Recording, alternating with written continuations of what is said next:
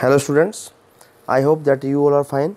So today we are going to start our English literature book, and in our English literature book we are going to continue with the chapter number 1, and the name of chapter number 1 is My First Book. The name of your first chapter is My First Book, so we are going to read this chapter, so please continue with your attentively attitude. Okay, listen. So before start this chapter, we are going to read before you read. We all have dreams and aspirations which we want to achieve irrespective of the hurdles that may come our path. हम सब के कुछ सपने होते हैं, कुछ महत्वाकांक्षाएं होती हैं, कुछ जीवन के गोल होते हैं और हम सब लोग चाहते हैं कि हम उस चीज़ को प्राप्त कर लें, उस चीज़ को पालें। इरेस्पेक्टिव ऑफ द हर्डल्स, मुसीबतों के बावजूद। भाई आपको पता है कि जीवन में अगर हमें कुछ गोल अचीव करना है तो उसको अचीव करने के रास्ते में बहुत सारी समस्याएं, बहुत सारी रुकावटें, बहुत सारी बाधाएं आती है। उन सब के बावजूद हम लोगों की इच्छा होती है कि हाँ हमें कुछ करना है।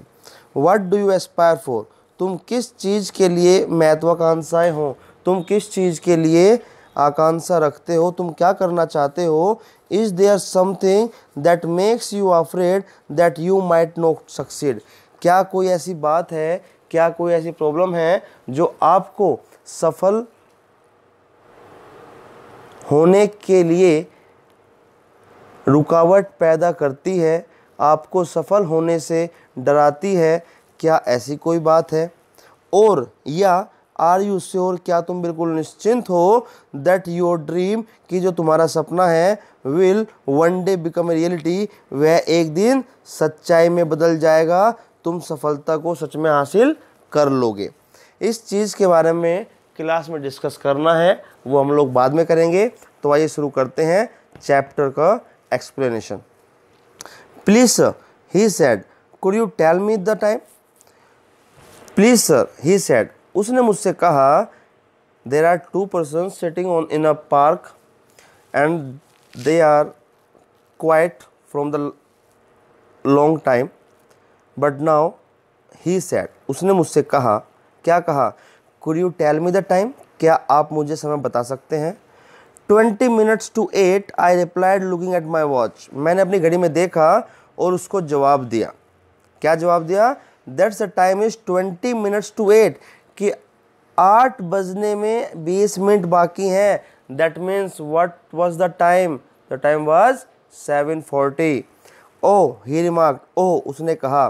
Then added for my information after a pause, then added for my information, तब उसने मुझे इन्फॉर्म करने के लिए थोड़ी देर रुका और कहा, क्या कहा, I haven't got to be in till 8:30।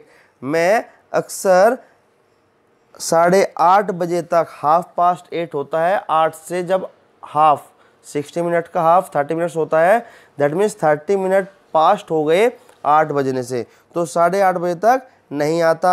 After that we fell back into our former silence, उसके बाद हम दोनों फिर ऐसे ही साइलेंट होकर बैठ गए, हम लोगों ने फिर से साइलेंस वहाँ पर फैला दिया।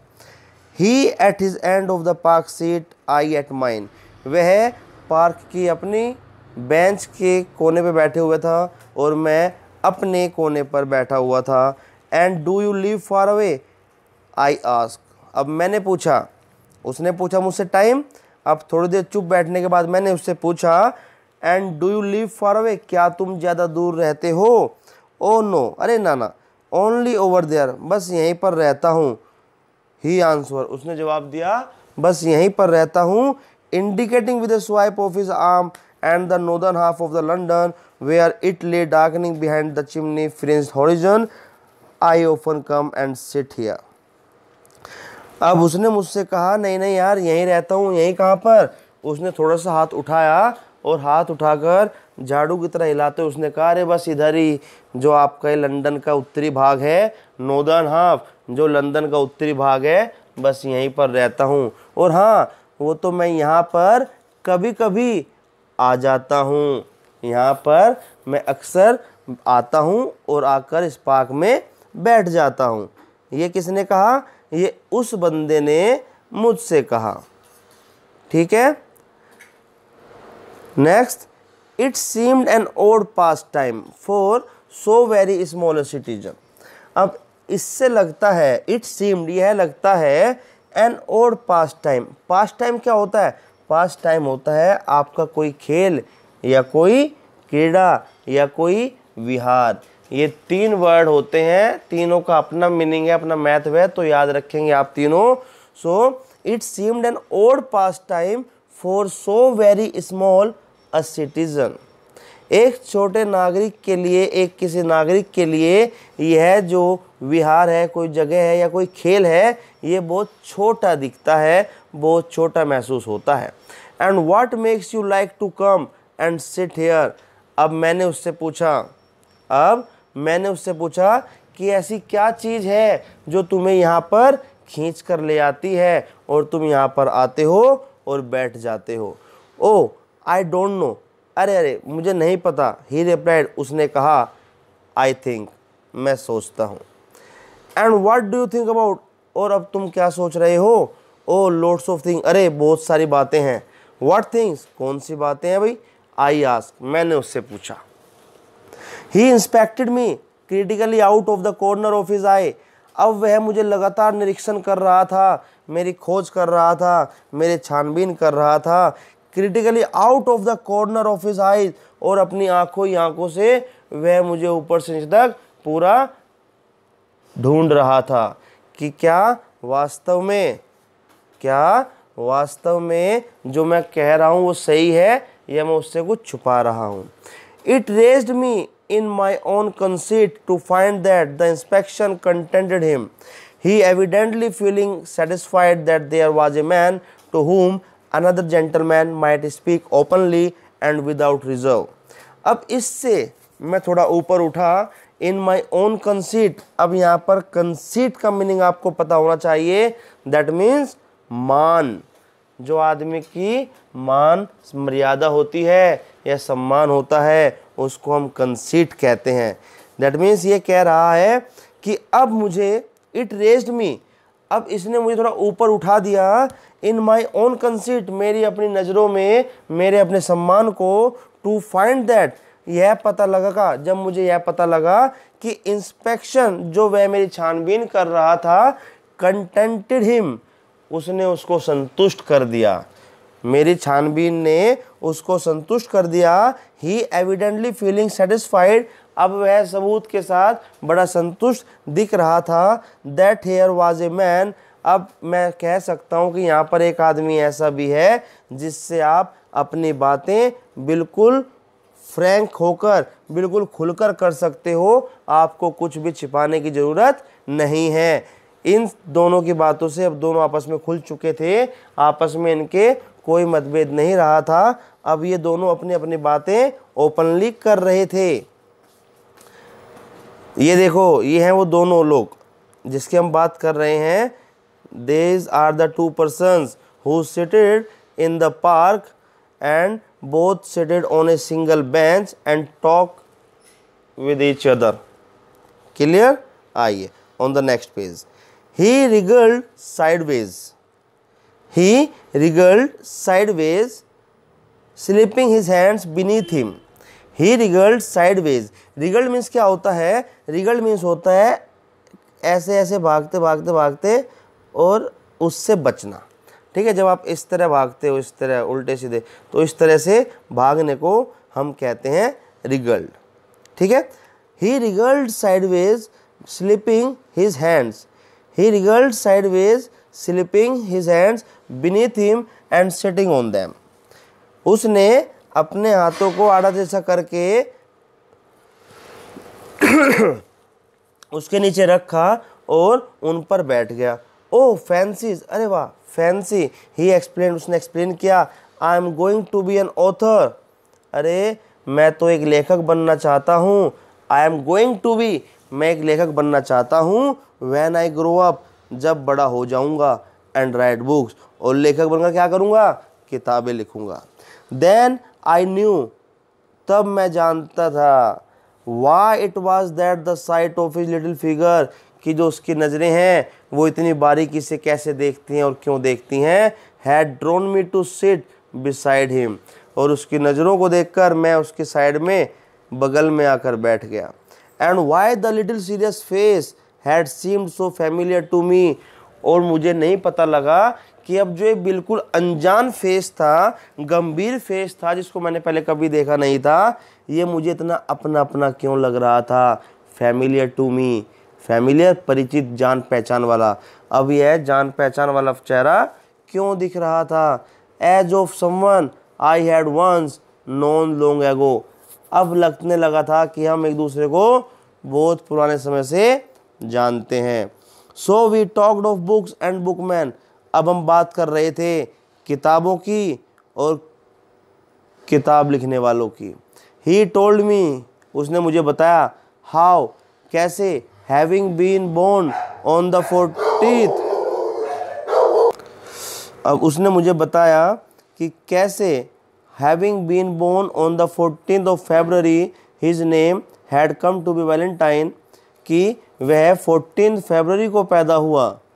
वह कौन, जो लेखक था। ही टोल्ड मी, से मुझे कहा, हाउ, कैसे, हैविंग बीन बोर्न, कि जैसे मैं 14 फरवरी को पैदा हुआ तो मेरा नाम वैलेंटाइन रख दिया गया, तो मेरा नाम वैलेंटाइन पड़ गया। इन रिटर्न उसके इस बात के जवाब में, I confided to him my name and discovered that he had never heard it, इसके जवाब में जब उसने मुझे अपना नाम और डेट ऑफ बर्थ बताया तो मैंने भी उसे अब विश्वास दिखाने के लिए कि हाँ भाई तुम्हें मुझ पर विश्वास है, अब मैं भी तुम्हें विश्वास दिखा रहा हूँ, और मैंने उसको अपना नाम बता दिया।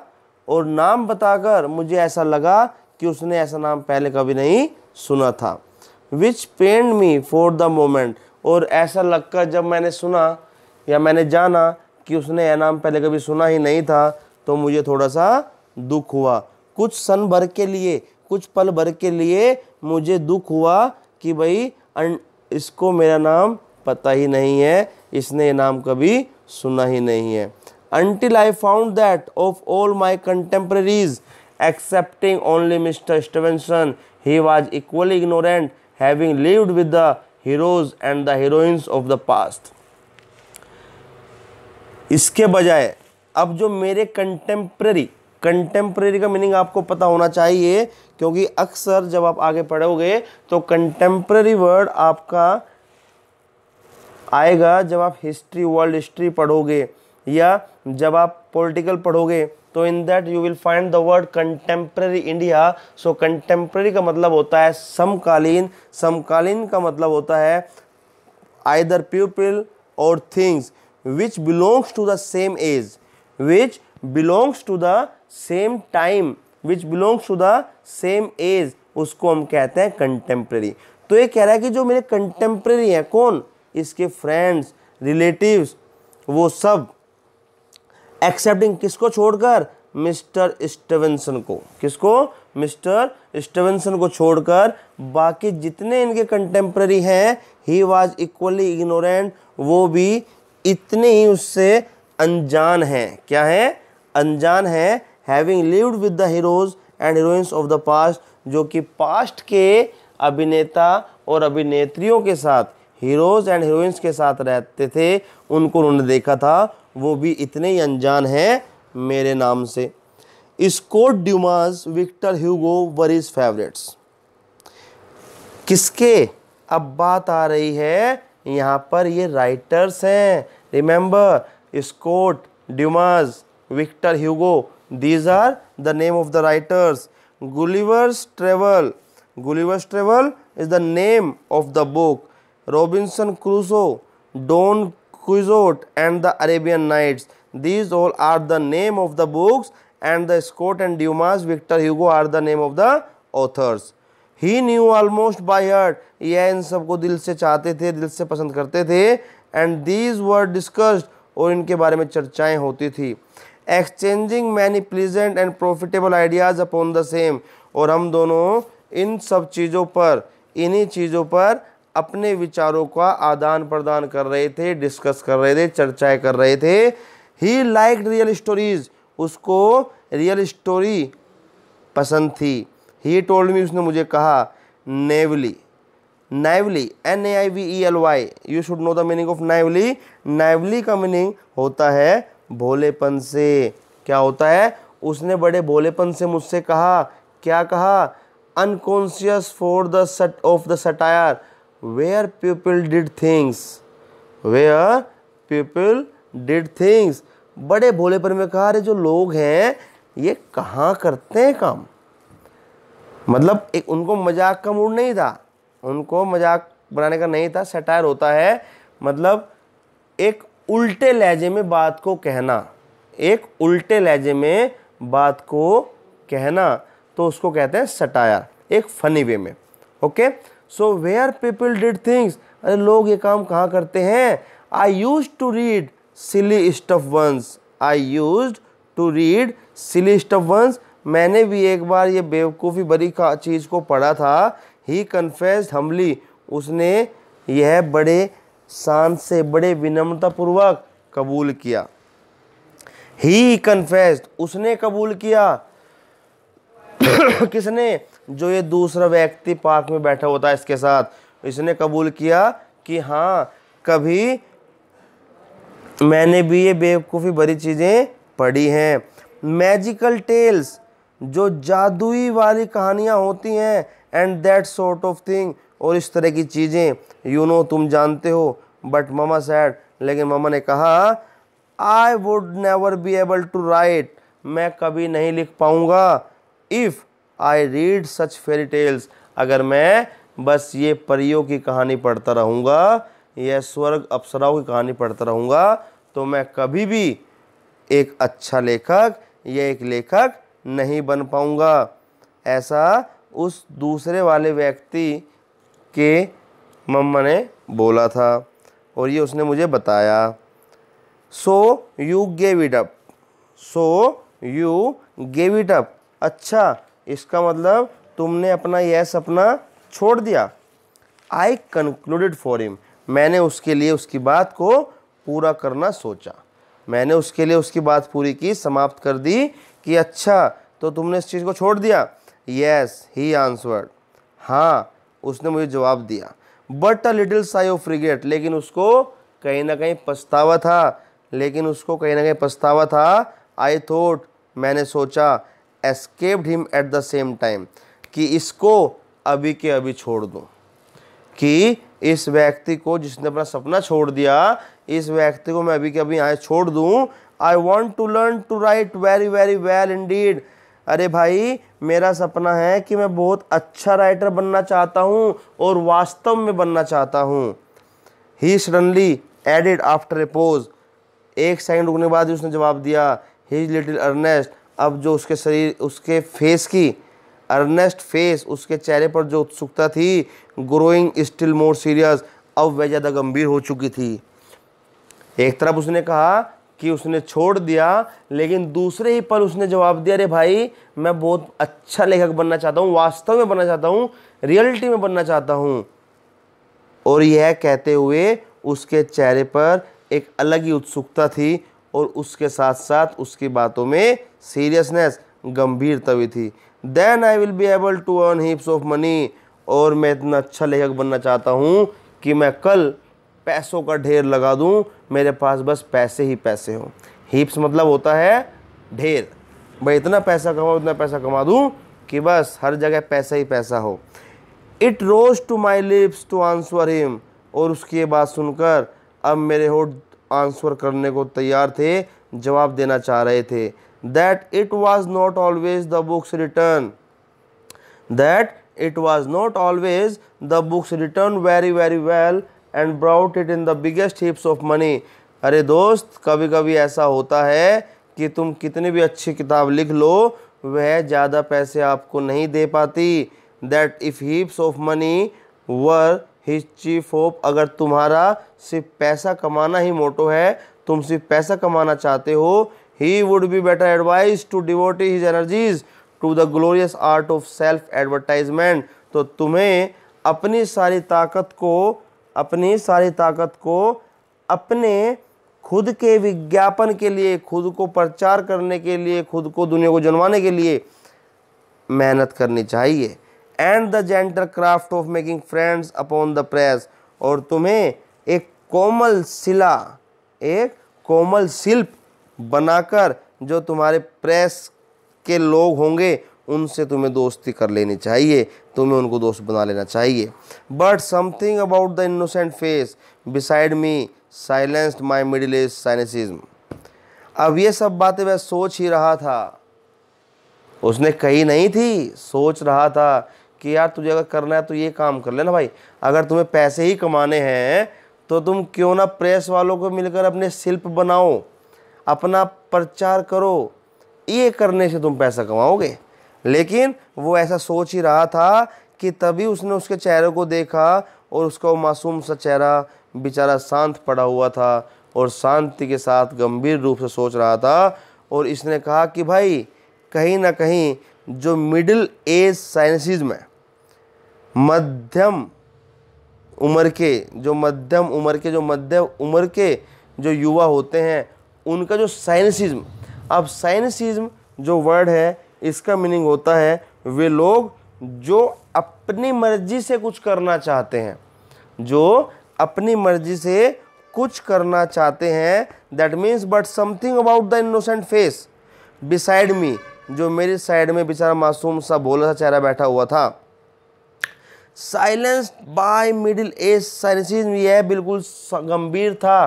किस बात से? युवाओं की स्वयं की रुचि से, खुद की रुचि से, कि वो खुद क्या करना चाहते हैं, उनकी खुद की इच्छा क्या है, इससे वह बड़ा गंभीर रूप से भरा हुआ था।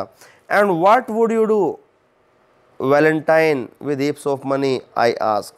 अब मैंने पूछा, ये तो मैंने सब बातों को अपने मन में बात की, लेकिन अब मैंने उससे पूछा, अरे वैलेंटाइन एक चीज़ बताओ दोस्त, तुम पैसे तो कमा लोगे लेकिन उस पैसे का तुम करोगे क्या? वैलेंटाइन तुम पैसा जो कमाओगे उस पैसे का क्या करोगे? For a moment his old sign has returned.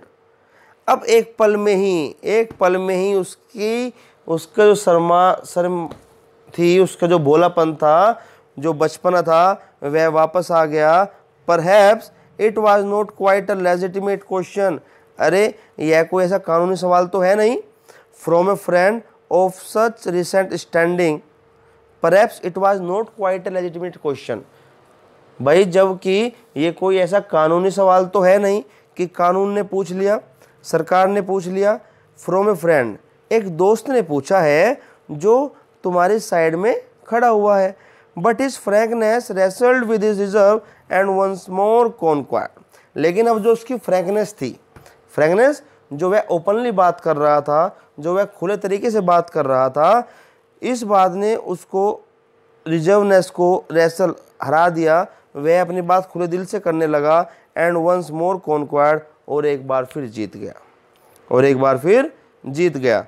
Mama need not do any work then, अरे भाई मैं क्या करूँगा, मैं ये जानता हूँ कि मेरे पास पैसा होगा। So mama need not to do work then, तो मेरी मम्मी को काम करने की ज़रूरत नहीं पड़ेगी।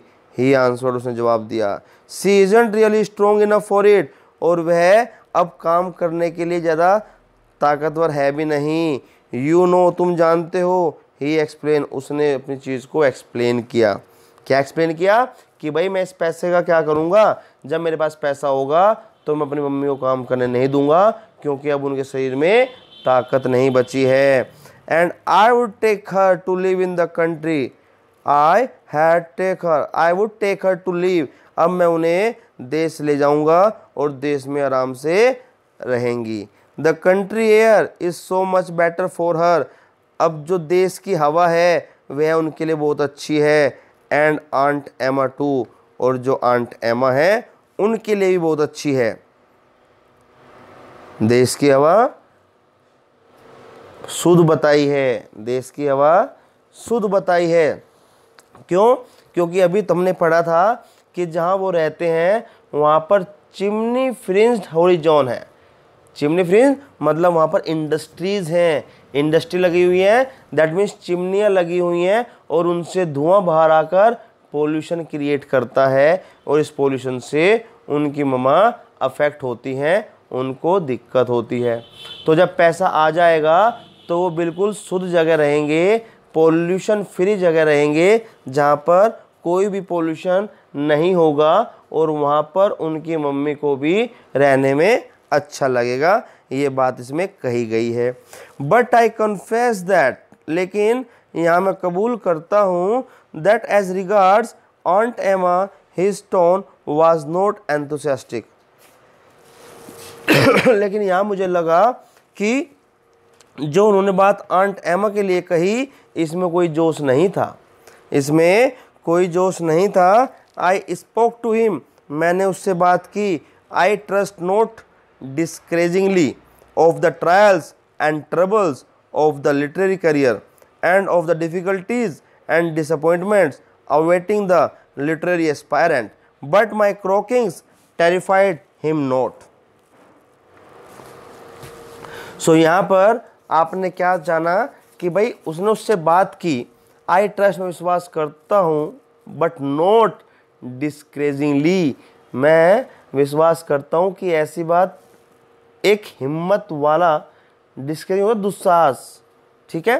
तो of the trials and troubles, जो मुसीबतें आती हैं उनसे लड़ने की बात होती है। ऑफ द लिटरेरी कैरियर, एक पढ़े लिखे कैरियर के बीच में, एंड ऑफ द डिफ़िकल्टीज़, और जो मुसीबतें आती हैं, एंड डिसअपॉइंटमेंट्स, और निराशाएँ आती हैं। आपने देखा होगा कि जब आप कोई काम करते हो तो उसमें समस्याएं भी आती हैं, प्रॉब्लम्स भी होती है, और प्रॉब्लम्स के बाद मान लो आपने काम किया और वह अच्छा नहीं हुआ, तो उससे आप थोड़ा सैड फील करते हो, सैडनेस फील करते हो, आपको दुख होता है।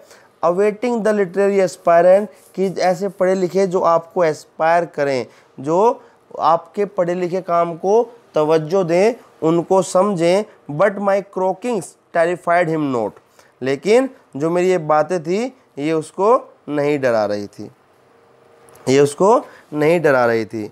सो students, today we will explain till here now, सिर्फ यहीं तक हम इसको एक्सप्लेन करेंगे। इससे आगे का चैप्टर हम लोग कल स्टार्ट करेंगे। इवन ये पैरा भी कल ही दोबारा आपको यहीं से दोबारा शुरू किया जाएगा। पहले आपको पहले समरी बताई जाएगी, उसके बाद नया शुरू किया जाएगा। तो आप लोग यहाँ तक इसको अच्छे से समझें, पढ़ें, और जितना पोर्शन आप एक्सरसाइज का कर सकते हैं वह करके मेरे पास सेंड ज़रूर करें। इसमें क्वेश्चन आंसर भी आप कर सकते हैं, इसमें जो बुक वर्क है वह भी आप कर सकते हैं, और इसको करके आप मुझे सेंड अवश्य करें, ज़रूर करें। तो आज के लिए इतना ही। अगली क्लास में हम बाकी चैप्टर कंटिन्यू करेंगे। तब तक के लिए बाय बाय, अपना ध्यान रखें और बीमारी से बच के रहें। Thank you students.